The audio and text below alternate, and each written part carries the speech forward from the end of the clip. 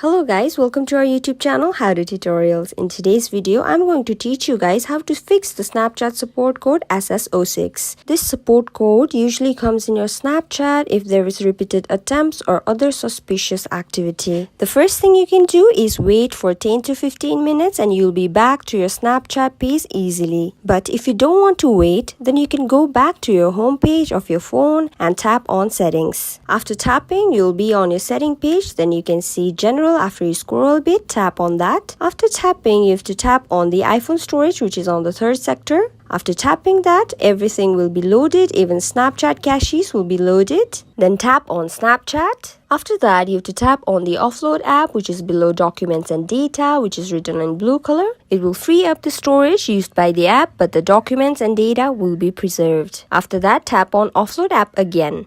After that, you'll have to reinstall the app again by going to App Store or Play Store, and you'll be back in your Snapchat in no time. So that's it for the video, guys. I hope the video was informative. Don't forget to like, share and subscribe. Till then, keep watching.